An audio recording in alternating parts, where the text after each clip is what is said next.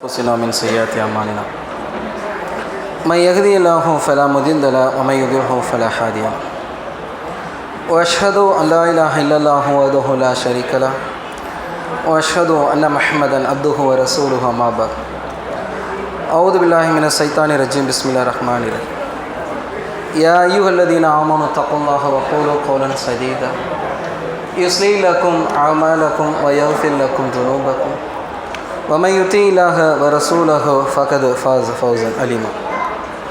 புகழ் அனைத்தும் ஏக இறைவன் அல்லாஹ் ஒருவனுக்கு உரித்தாகட்டும். அவனுடைய சாந்தியும் சமாதானமும் நபிகள் நாயகம் ஸல்லல்லாஹு அலைஹி வஸல்லம் அவர்கள் மீது, சத்திய சஹாபாக்கள், சஹாபிய பெண்மணிகள், நல்ல இமாம்கள் மற்றும் நம் அனைவரும் மீதும் என்றென்றும் நின்று நிலவற்றுமாகும். அல்லாஹ்வுடைய தூதர் நபிகள் நாயகம் ஸல்லல்லாஹு அலைஹி வஸல்லம் அவர்கள் எந்த ஒரு தருணத்திலும் தன்னுடைய தேவையை முன்னிட்டு பிறரிடம் கையேந்தியதாக வரலாற்றில் ஒரு செய்தி கூட கிடையாது. நபிகளார் தம்முடைய 23 ஆண்டுகால நபித்துவ வாழ்க்கை அவர்கள் படாத துன்பமோ துயரங்களோ வறுமையோ எதுவும் இல்லை. இந்த சமூகத்திலேயே அல்லாஹ் ஒரு மனிதருக்கு அதிகமான சோதனையை தருவானேயானால் அது நபிமார்களுக்கு மாத்திரம்தான் என்று அல்லாஹ்வே சொல்லிவிடுகிறார். நபிமார்களில் கடைசியாக இருக்கக்கூடிய அல்லாஹ்வின் தூதர் ஸல்லல்லாஹு அலைஹி வஸல்லம் அவர்கள் தம் வாழ்நாள் முழுவதுக்கும் எண்ணற்ற துன்பங்களைத்தான் அவர்கள் கண்டார்கள். அனாதையாக பிறந்தார்கள். அவர்கள் வளரக்கூடிய தருணத்திலும் சரி, வியாபாரம் செய்யக்கூடிய நேரத்திலும் சரி, மக்களுக்கு மத்தியிலே மார்க்கத்தை எடுத்து சொன்ன நேரத்திலும் சரி, தங்களுக்கென்று ஒரு ஆட்சி அதிகாரம் வந்ததுக்கு பின்னாடி மதினா வாழ்க்கையிலும் சரி, நிறைய துன்பங்களையும் நிறைய கஷ்டங்களையும் தான் அனுபவித்தார்கள். எந்த தருணத்திலும் பிறரிடம் போய் நபிகள் நாயகம் ஸல்லல்லாஹு அலைஹி வஸல்லம் அவர்கள் கேட்காத மனிதர்களாக, சுய மரியாதை உடைய மனிதர்களாக நபி ஸல்லல்லாஹு அலைஹி வஸல்லம் அவர்கள் மிக கராராக மிக கவனமாக வாழ்ந்திருக்கிறார்கள். நபிகள் நாயகம் ஸல்லல்லாஹு அலைஹி வஸல்லம் அவர்கள் மக்காவிலே நல்ல முறையில் வியாபாரம் செய்து வாழ்ந்து பொருளீட்டி வந்து கொண்டிருந்த தருணத்தில் அவர்கள் மார்க்கத்திற்காக ஹிஜ்ரத் பயணம் மேற்கொள்ள வேண்டிய சூழல் கட்டாயம் வந்த பொழுது தன்னிடம் அப்பொழுது இருக்கக்கூடிய பொருளாதாரத்தை எடுத்துக்கொண்டு நபி ஸல்லல்லாஹு அலைஹி வஸல்லம் அவர்கள் மதீனாவுக்கு வந்தாங்க. மதீனாவில் வந்த பொழுது நபிகள் நாயகம் ஸல்லல்லாஹு அலைஹி வஸல்லம் உள்ளே நுழைகிறார்கள். நபிகளாருடைய ஒட்டகம் வேகமாக போய் ஒரு இடத்திலே போய் அமர்கிறது. அந்த இடம் சஹல் சுஹைல் என்று சொல்லக்கூடிய 2 அனாதை சிறுவர்களுக்கு உரியது. 2 அனாதை சிறுவர்கள், அவர்கள் பேர் சஹல் சுஹைல். அவர்கள் யாருடைய பொறுப்பின் கீழ் இருக்கிறார்கள் என்றால் சஅத் இப்னு சுராரா என்று சொல்லக்கூடிய ஒரு நபித்தோழருடைய பொறுப்பில் இருக்கிறான். சஅத் இப்னு சுராரா என்பவர் தான் இந்த 2 சஹல் சுஹைல் என்று சொல்லக்கூடிய அனாதை சிறுவர்களுடைய பொறுப்பாளராக பாதுகாவலராக இருக்கிறார். இப்போ நபிகள் நாயகம் ஸல்லல்லாஹு அலைஹி வஸல்லம் அவர்கள் ஒட்டகம் போய் சேர்ந்த இடம் அந்த சஹல் சுஹைல் அவர்களுடைய சொந்த இடம். அப்போ நபிகளார் சொல்கிறார்கள், இந்த இடத்தில் நம்முடைய பள்ளியை அமைத்துக் கொள்ளலாம், வணக்க வழிபாடுகள் அமைத்துக் கொள்ளலாம் என்று சொல்லி அந்த 2 சிறுவர்களை அழைக்கிறான். நபிகள் நாயகம் ஸல்லல்லாஹு அலைஹி வஸல்லம் அவர்கள் என்ன செய்யலை அப்படின்னா, இது நம்ம ஆட்சியாளராக வந்துட்டோம், இந்த இடத்தில் நாம் நினைச்சத சட்டம், நாம் இந்த இடத்தை ஆக்கிரமிக்கலாம் அப்படின்னு நினைக்கல. இன்றைக்கி நம்ம பார்க்குறோம்ல, ஒரு ஆட்சியாளர் என்றால் சிறுபான்மை சமூகத்துடைய சொத்துக்களை மிக எளிதாக புடுங்கி விடலாம் என்று நினைத்து என்ன பண்ணுறாங்க, சட்டம் போட்டு திருடுற கூட்டத்தை நம்ம பார்க்குறோம் ஆட்சியாளர் என்ற பெயரில். ஆனால் நபி ஸல்லல்லாஹு அலைஹி வஸல்லம் அவர்கள் தமக்கு வாய்ப்பு இருந்தும் கூட அவர்களை அழைத்து கேட்டாங்க, இந்த இடத்த எனக்கு கொடுங்கன்னு. அப்போ அந்த 2 சிறுவர் என்ன தெரியுமா சொன்னாங்க, அந்த சஹல் சுஹைல் என்று சொல்லக்கூடிய 2 சிறுவர் சொன்னாங்க, அல்லாஹ்வின் தூதரே உங்களுக்கு நாங்கள் அன்பளிப்பாக தர்றோம் அப்படிங்கிறாங்க. அவர்கள் மார்க்கத்தை எப்படி விளங்கி வச்சிருக்காங்க பாருங்க. நபி ஸல்லல்லாஹு அலைஹி வஸல்லம் அவர்கள் வருவதற்கு முன்னாடியே மதீனாவில் ஓரளவுக்கு இஸ்லாமிய மக்கள் உருவாகி விட்டார்கள்.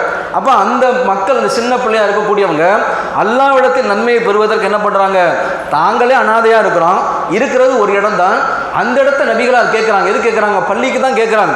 உடனே அவங்க என்ன சொல்கிறாங்க, அல்லாஹ்விடத்தில் நன்மை எதிர்பார்த்து அல்லாஹ்வின் தூதரை நீங்களே வச்சுக்கோங்க, எங்களுடைய அன்பளிப்பாக இருக்கட்டும் சொல்லும் போது நபிகள் நாயகம் ஸல்லல்லாஹு அலைஹி வஸல்லம் மறுத்தார்கள். பள்ளிக்கு தான் இடம் வாங்குறாங்க. ஆனாலும் கூட பள்ளியுடைய ஓரத்தில் தான் நபிகளார் தமக்கான அறையும் வச்சுருந்தாங்க. ரசூலுல்லாஹ்வுடைய பள்ளி, மதீனா பள்ளி என்பதும் நபி ஸல்லல்லாஹு அலைஹி வஸல்லம் வீடு என்பதும் ஒரு திரையை தூக்கினா போதும். இந்த அறைக்கு பெண்கள் போய் இந்த ஸ்க்ரீனை தூக்கிட்டா ரசூலுல்லாஹ்வுடைய வீடு, இது பள்ளி. ஆனால் அது சின்ன அறை தான், ஒரு 2 பேர் இருக்கக்கூடிய அளவுக்கு சின்ன அறை தான். ரசூலுல்லாஹ் அதோடு சேர்த்து என்ன பண்ணுறாங்கன்னா, அந்த பிள்ளைகிட்ட வேணான்னு சொல்லிடுறாங்க, நீங்கள் அன்பளிப்பாலாம் தர வேணாம், நான் என்னுடைய காசு தருகிறேன் என்று சொல்லி நபிகள் நாயகம் ஸல்லல்லாஹு அலைஹி வஸல்லம் தன்னுடைய சொந்த காசை போட்டு மஸ்ஜித் நபவி பள்ளியை வாங்கி அவர்கள் கட்டுகிறார்கள். கட்டும் பொழுது மக்களோடு மக்களாக சேர்ந்து செங்கல் சுமந்தும் அவர்களும் கட்டுகிறார். நான் பெரிய ஆளுன்னு கெத்தெல்லாம் காட்டுறேன். அதை யோசிச்சு பாருங்கள், ஏன் ரசூல் அதை கடைபிடிக்கிறாங்க? நபிகள் நாயகம் ஸல்லல்லாஹு அலைஹி வஸல்லம் அவர்கள் அனாதை சிறுவருடைய சொத்தை வாங்கிவிட்டார், அபகரித்து விட்டார் அல்லது ஏதேனும் ஒரு அடிப்படையில் பெற்றுவிட்டார் என்று என்ன வந்துடக்கூடாது. நபிகள் நாயகம் தன்னை எப்படி யோசிக்கிறாங்கன்னா, தன் மீது இன்னொரு மனிதர் தனக்கான ஒரு பொருளாதாரத்தை கொடுத்தார் என்ற அந்த அவப்பெயர் வந்துவிடக்கூடாது, கௌரவமாக இருக்கணும், சுயமரியாதை விட்டு கொடுக்கக்கூடாது என்ற அடிப்படையில் நபிகள் நாயகம் ஸல்லல்லாஹு அலைஹி வஸல்லம் அவர்கள் இருந்தாங்கன்னா இந்த பண்பு நம்ம இடத்துல வேணும். சில மனிதர்களை பார்ப்போம், எதற்கெடுத்தாலும் பொருளாதாரத்தை பிறரிடத்தில் கேட்டுக்கொண்டே இருப்பான். என்ன என்றாலும் பொருளாதாரத்தை கேட்பான். அது காசு இருக்கு காசு இல்லை அதெல்லாம் பார்க்க மாட்டேன். ஏன்னா வசதி உடையவர்கள் கூட பிறரிடத்தில் பொருளாதாரத்தை வாங்கக்கூடிய நிலை இருக்குதா?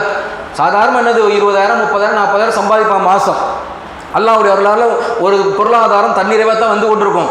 அவர்கள் ஏதேனும் ஒன்று ஒரு வியாபாரம் ஆரம்பிக்க வேண்டும் என்றால், ஒரு திருமணம் செய்ய வேண்டும் என்றால், ஏதேனும் ஒரு மிக முக்கியமான நிகழ்ச்சி என்றால் பிறரிடத்தில் போய் கேட்கத்தானே செய்கிறாங்க. காசு பணம் இருக்குது, அந்த காசு பணத்தை வைத்துக்கொண்டு அல்ஹம்துலில்லாஹ் யாரிடத்தில் கையேந்தாமல் வாழ்க்கையை ஓட்டலாம். ஆனாலும் கூட அவர் என்ன நினைக்கிறாங்க, பெரிய தேவைக்கு என்னது ஒரு இடத்துல வாங்கித்தான் செய்யணும், கடன் வாங்கித்தான் வீடு கட்டணும், கடன் வாங்கித்தான் வண்டி வாங்கணும், கடன் வாங்கித்தான் பண்டிகை கொண்டாடணும் என்றெல்லாம் சொல்லி என்னது கடன் வாங்குகிறார்கள் என்றால் ஏந்திய கை ஏந்தியது தானே. நீ என்னதான் நினைத்தாலும் அதை மாற்ற முடியாதானே. நபிகள் நாயகம் ஸல்லல்லாஹு அலைஹி வஸல்லம் அழகாக சொன்னார்கள், உயர்ந்த கை இருக்கே அது தாழ்ந்த கையை விட சிறந்துட்டான். எப்போ நீங்கள் கொடுக்குறீங்களோ நீங்கள் உயர்ந்தவர், எப்பொழுது நீங்கள் வாங்க ஆரம்பித்து விடுவீர்களோ நீங்கள் உயர்ந்தவர் இல்லை என்று நபி ஸல்லல்லாஹு அலைஹி வஸல்லம் அவர் சொல்லி காட்டுறாங்கன்னா, நாம் என்ன நினைக்கும்னா நம்முடைய தேவைகளுக்காக பிற இடத்துல போய் நின்று விடக்கூடாது. நம்ம போய் நிற்கும் பொழுது நம்மளுடைய கௌரவத்தை விட்டு கொடுத்து தான் நிற்க வேண்டும். மறுக்க முடியுமா? யாராக இருக்கட்டுமே, ஏதேனும் ஒரு தேவைக்காக பிற இடத்தில் நீங்கள் போய் நிற்கிறீர்கள் என்றால் உங்களுடைய சுய மரியாதை விட்டு கொடுத்தா நிற்கணும். அவங்க நமக்கு பொருளாதாரம் கொடுத்தா பொருளாதாரத்தை குறித்து கேட்பாங்களா கேட்க மாட்டாங்களா? ஒரு மனிதருக்கு ஒருத்தர் 10,000 ரூபாய் கேட்குறாரு, கொடுத்துட்றாரு. கொடுத்தவர் என்ன பண்ணுவார்? அந்த 10,000 என்ன பண்ணீங்க கேட்பார்ல. கொடுத்தவர் என்ன செய்யணும் கேட்கக்கூடாது. ஏன்? அவர் அல்லாஹ்வுக்காக கொடுத்து விட்டார் என்றால் மீண்டும் மீண்டும் கேட்பதை கொச்சைப்படுத்துவதான். நான் கொடுத்த காசை என்ன பண்ணேன், நான் கொடுத்த காசை என்ன பண்ணேன், வாங்கின காசை அவர் சாக்கடையில் கூட போட்டிருக்கலாம், என்ன வேணா செஞ்சிருக்கலாம். இது அவருக்கும் அல்லாஹ்வுக்குரியது. நாம் எதற்கு கொடுத்தோம்? அல்லாஹ் எனக்கு நன்மை தரட்டும், என்னுடைய சகோதரன் நம்ம கஷ்டப்படக்கூடாதுன்னு நம்ம நினைச்சோம். அல்லாஹ்விடத்தில் நன்மை எதிர்பார்த்து மனிதாபிமானத்தோடு நாம் உதவி செய்கிறோம் என்றால் அதை சொல்லி காட்டக்கூடாது, அதை குத்தி காட்டக்கூடாது. அதை கொடுத்ததை நம்ம என்ன பண்ணோம், மறந்து விட வேண்டும். ஆனால் வாங்குற இடத்துல நாம் என்ன பண்ணிடக்கூடாது, எந்த தருணத்தில் இருந்து விடக்கூடாது. நபி ஸல்லல்லாஹு அலைஹி வஸல்லம் நிலை அப்படி இருந்துச்சு. அல்லாஹ்வுடைய தூதர் ஸல்லல்லாஹு அலைஹி வஸல்லம் அவர்கள் வாங்கக்கூடிய இடத்துல தான் நபி ஸல்லல்லாஹு அலைஹி வஸல்லம் வாழ்க்கை இருந்துச்சு. நபிகளாருடைய வாழ்க்கை எப்படி கழிகிறது என்றால், அல்லாஹ்வின் தூதர் ஸல்லல்லாஹு அலைஹி வஸல்லம் அவர்கள் மரணம் அடையும் பொழுது அன்னை ஆயிஷா ரலியல்லாஹு அன்ஹா அவர் அறிவிக்கிறாங்க, ரசூலுல்லாஹ்ட்ட பைலா அப்படின்னு சொல்லக்கூடிய ஒரு கோவேறு கழுதை ஒன்று இருந்துச்சு. பைலான்னு சொல்லி அந்த கோவேறு கழுதை, அதான வாகனம். ரசூல்லா குதிரை வாங்குற ரசூல்லா வசதி இல்லை, ஒட்டக பழகு வசதி இல்லை. ஒரு கோவேறு கழுதை என்னது பைலாங்கிற பேரில் ஒரு கோவேறு கழுதை ஒன்று இருந்துச்சு. ஒரு நிலம், ஹைபர் போரில் கிடைத்த ஒரு நிலம் ஒன்று ரசூல்லா கையில் இருந்துச்சு.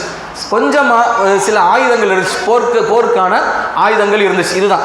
இதையுமே நபி ஸல்லல்லாஹு அலைஹி வஸல்லம் அவர்கள் மக்களுக்கு என்ன பண்ணிட்டாங்க, வக்ஃபு செஞ்சுட்டு போயிட்டாங்க. நபிமாருடைய சொத்துக்கு அவருடைய வாரிசுதாரர்கள் உரிமையாளர் ஆக முடியாது. இது அல்லாஹ்வுடைய சட்டம். எந்த நபியாக இருந்தாலும் சரிதான், அவர் மரணிச்சிட்டாருன்னா அவர் மரணத்திற்கு பின்னாடி அவர் என்ன சொத்து வச்சிருக்காரோ அவருடைய பிள்ளைக்கு கிடையவே கிடையாது. அது பெத்த பிள்ளையாக இருந்தாலும் என்ன, யாராக இருந்தான்றது கிடையவே கிடையாது. அது நேர அரசாங்கத்துக்கு தான் சொந்தம்.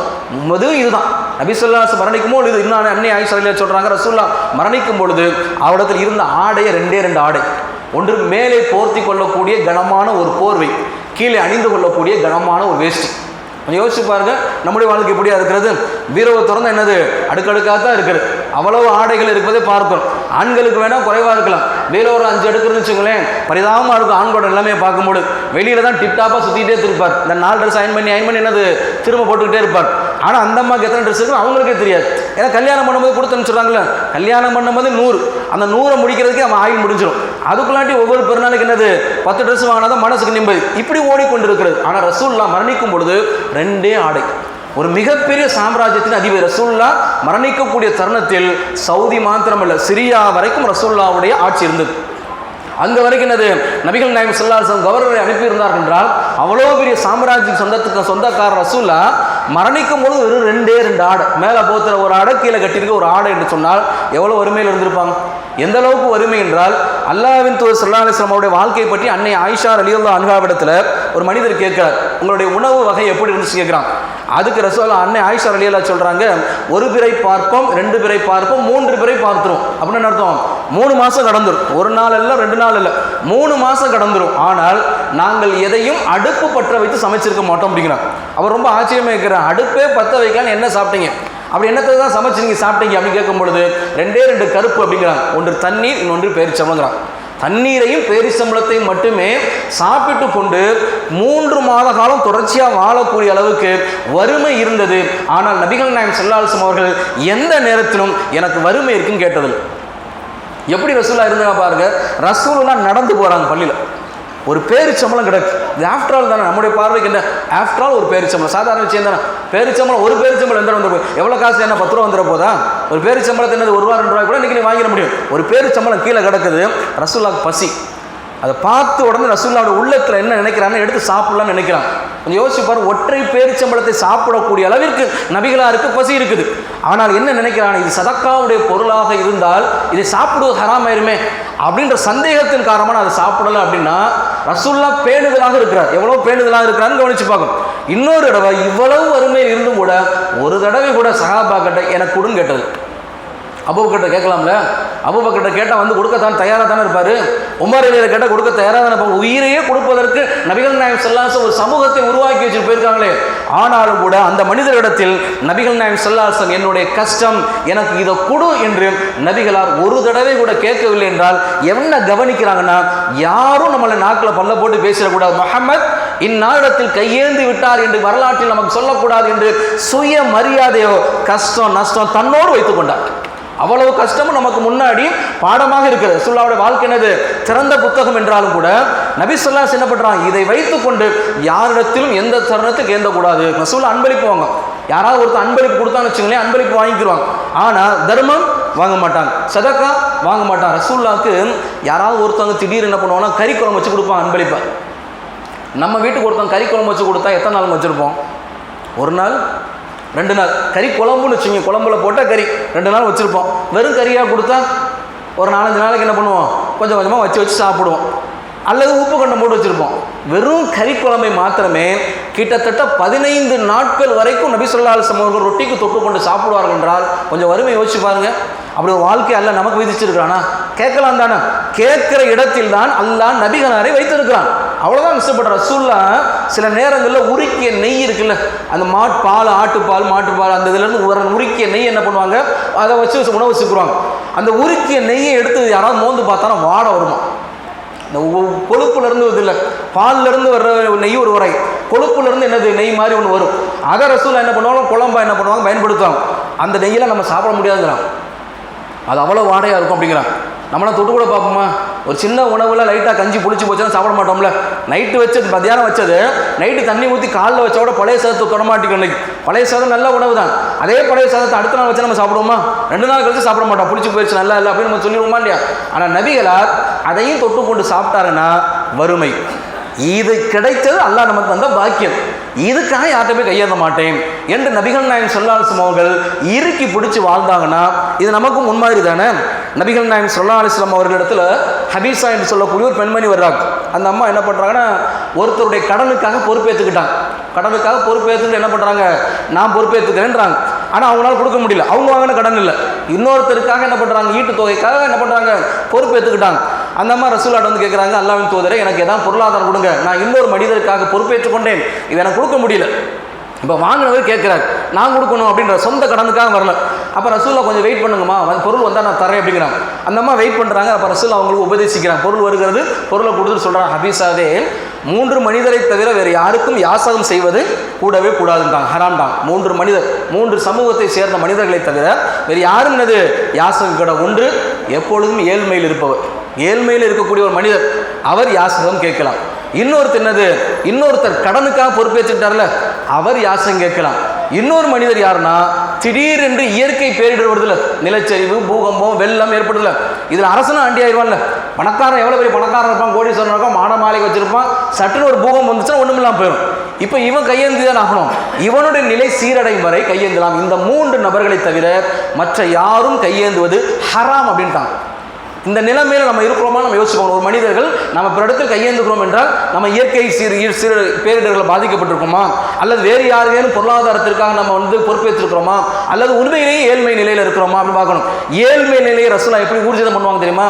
ரசூலுல்லாஹ்ட்ட வந்து ஒரு மனிதர் ஏழ்மையா இருக்கிறேன்னு சொன்னார்னா அவர் ஏழ்மையா இருக்கிறார் என்பது குறித்து 3 பேர் சாட்சி சொல்லணும். 3 பேர் என்ன சொல்லணும், உண்மையிலேயே ஏழ்மையாக தான் இருக்கிறாரு, அப்படின்னு சாட்சி சொல்லணும். அப்போ தான் ரசூல் என்ன பண்ணுவாங்க, அவர் ஏழை என்பதை நம்புவார்கள். இந்த 3 நபரை தவிர வேறு யாரும் பிறரிடத்தில் கையேந்த கூடாது என்று நபிகள் நாயகம் ஸல்லல்லாஹு அலைஹி வஸல்லம் அவர்கள் அந்த ஹஃபீஸா என்று சொல்லக்கூடிய அந்த பெண்மணிடத்தில் சொல்லுகிறார்கள் என்றால் நம்ம கவனத்தில் கொள்ளணும். ஏன் இதெல்லாம் சொல்கிறாங்க, ரசூலுல்லாஹ் தான் எப்படி வாழ்ந்தோமோ அது மாதிரி மக்கள் வாழும். அதனால தான் அல்லாஹ்வின் தூதர் ஸல்லல்லாஹு அலைஹி வஸல்லம் தொழுகைக்கு பின்னாடி ஒரு துவா சொல்லுவாங்க. நிறைய துவாக்கள் இருக்கு. ஆனால் நம்ம மக்களுக்கு தொழுகைக்கு பலருக்கு நேரம் இருக்காது, தொழுதா துவா கேட்குற நேரம் இருக்காது. தஸ்பீஹ் செய்கிற நேரத்தில் வேகமாக கணக்கு பண்ணுவார். அவர் போய் கடைக்கு போய் கோடி ரூபா சம்பாதிச்சு அந்த காசை ஃபுல்லாக பாலஸ்தீனத்தை கொடுத்துருவார், பாலஸ்தீன மக்கள் எல்லாம் காப்பாற்றிடுவார். அவ்வளோ வேகமாக என்ன பண்ணுவாங்க, சில பேர் போகிறதெல்லாம் நம்ம பார்க்குறோம். ரசூலுல்லாஹ் நமக்கு தொழுகை முடிஞ்சு தஸ்பீஹ் செய்ய சொல்கிறாங்க, தஸ்பீஹ் செஞ்சு துவா செய்கிறாங்க. அப்புறம் என்ன போகிறோம், செஞ்சுட்டு தானே போகணும். இது வளமை தானே. நான் ரசூலுல்லாஹ்வை நேசிக்கிறேன் என்றால் என்ன பொருள், ரசூலுல்லாஹ்வை பின்பற்ற தானே வேண்டும். ரசூலுல்லாஹ்வை இதெல்லாம் பின்பற்ற மாட்டேன். இதில் சில பேர் பேசும், யாக்கேன் ஃபர்லு சுன்னத்து, நான் ஃபர்ல கட்டாயம் கிடைப்பேன், அப்படிலாம் இல்லை. நபிகளாரை நேசித்தால் அவர் அச்சுரகம் பிசகாமல் செய்யும். ஒரு நபித்தோழர் ரசூலுல்லாஹ் ஒரு நாள் குழம்புல வந்து சுரக்காயை தேடுறாங்க, சுரக்காயை தேடி தேடி சாப்பிட்றாங்க. இது சுன்னத்துலாம் கிடையாது. ரசூலுல்லாஹ்வை பார்க்குறாரு, பார்த்துட்டு அவர் சொல்கிறார், என் வாழ்க்கையில் எப்பொழுதும் என்ன குழம்பு வச்சாலும் தேடி சுரக்காய் இருக்கா நான் தேடுவேங்கிறார். பின்பற்றுவதற்கு என்னது, இது ஆக சிறந்த முன்மாதிரி. இது கட்டாயம் கிடையாது, இது சுன்னத்து கிடையாது. ரசூலுல்லாஹ் என்ன சொன்னாங்க, சுரக்காயெல்லாம் சாப்பிடணும், நான் சுரக்காய் சாப்பிட்றேன் என்னுடைய வழிமுறைன்னு சொல்லலை. அவருடைய முஹப்பத், அவருடைய பிரியத்தை ரசூலுல்லாஹ் என்ன செஞ்சாலும் செய்யக்கூடிய அளவுக்கு நபித்தோழர்கள் இருந்தார்கள் என்றால் இதில் கவனிக்கப்பட வேண்டிய ரசூலுல்லாஹ் நிறைய துவாக்கள் செஞ்சிருக்காங்க. அதில் மிக முக்கியமான ஒரு துவா நபி ஸல்லல்லாஹு அலைஹி வஸல்லம் சொல்றாங்க, அல்லாஹும்ம இன்னி அஸ்அலுக்கல் ஹுதா வத்துகா வல் அஃபாஃப வல் கினா.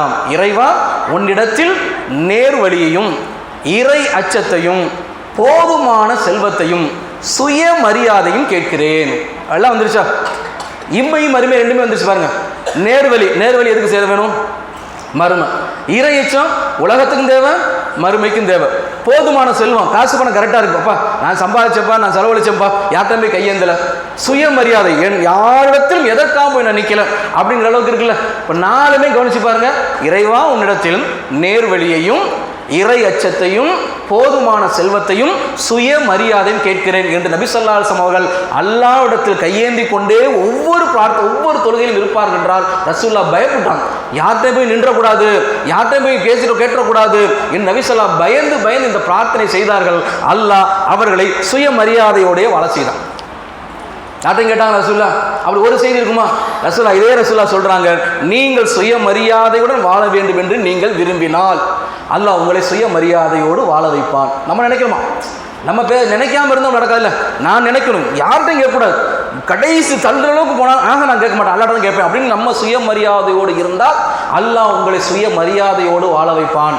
நீங்கள் பிறரிடம் தேவையற்றவராக இருந்தால், யார்கிட்டையும் போய் கேட்காம அல்லாஹ் கொடுக்குற போதுமான நீங்கள் நினைச்சினா அல்லாஹ் உங்களை பிறரிடம் தேவையற்றவனாகவே ஆக்குவான் என்று நபி ஸல்லல்லாஹு அலைஹி வஸல்லம் அவர்கள் அழகாக சொன்னார்கள். என்றால் எந்த சொல்லை மக்களுக்கு மத்தியில் சொன்னார்களோ சொல்லுக்கு உரியவர்களாக நபிகள் நாயகம் ஸல்லல்லாஹு அலைஹி வஸல்லம் அவர்கள் இருந்தார்கள் என்றால் இந்த பண்பு வேணும். இந்த துவாவை என்ன பண்ணுங்க, மனம் செய்து வைத்துக் கொள்ளுங்கள். இது முஸ்லீமில் 5265 52 65 முஸ்லிம்ங்கிற கிதாபில் வருகிறது. ரொம்ப சின்ன, அல்லாஹும்ம இன்னி அஸ்அலுக்கல் ஹுதா வத்துகா வல் அஃபாஃப வல் கினா, ரொம்ப சின்னது. அல்லது தமிழில் நம்ம கேட்க நினைச்சாங்க என்னது, இறைவானிடத்தில் நேர்வழியையும் இறை அச்சத்தையும் போதுமான செல்வத்தையும் சுயமரியாதை கேட்கிறது. அடிக்கடி கேளுங்கள். நாம உள்ளச்சத்தோடு பிரார்த்தனை கேட்டால் அந்த பிரார்த்தனைக்கு பதிலளிக்க அல்லாஹ் தயாராக இருக்கிறான். ரசூலுல்லாஹ் மாதிரி நம்ம என்ன பண்ணுவோம், எவ்வளவு நெருக்கி வந்தாலும் சரி, எதுக்காகவும் சரி, சுயமரியாதை விட்டு கொடுக்காத அளவுக்கு என்னது நம்ம கௌரவமாக வாழணும். அது அல்லாஹ்விடத்தில் கேளுங்கள். அப்படிப்பட்ட வாழ்க்கையை அல்லாஹ் நமக்கு தர வேண்டும் என்று கூறி இந்த உரையை நிறைவு செய்கிறேன். வாஹிரு தவான் அனில் ஹம்துலில்லாஹி ரப்பில் ஆலமீன். அஸ்ஸலாமு அலைக்கும் வரஹ்மத்துல்லாஹி வபரகாத்துஹு.